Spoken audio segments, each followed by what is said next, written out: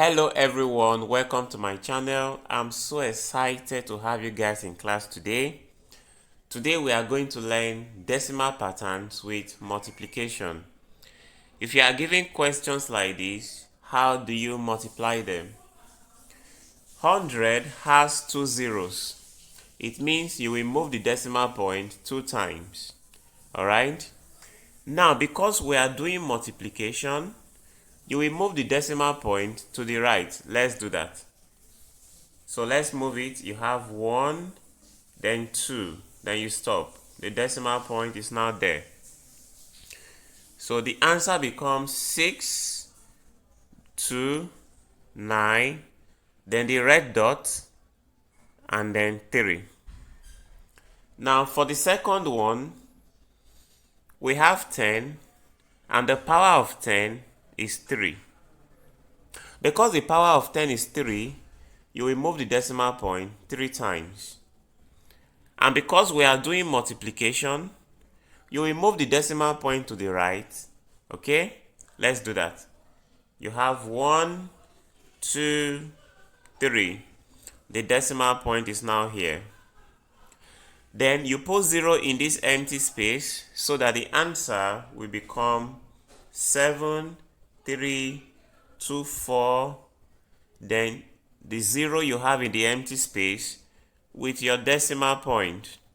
Then on your own, you can write a 0 here. Okay? This answer is the same as 73,240. Why? Because this last 0 has no value, so you can cross it so that the final answer becomes 73,240. Let's look at the next question. The power of 10 is 5. So we are going to move the decimal point 5 times. And because we are doing times, you will move the decimal point to the right. Let's do that quickly. So you have 1, 2, 3, 4, 5. The decimal point is now here. You put 0 in this empty space and also here.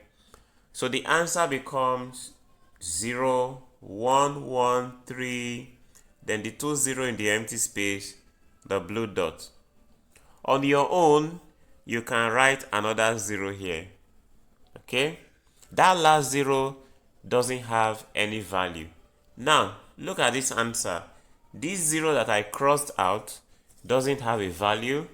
So what you have left is 11300.0, which is the same as 11,300. Okay? Since we know that the last 0 doesn't have a value.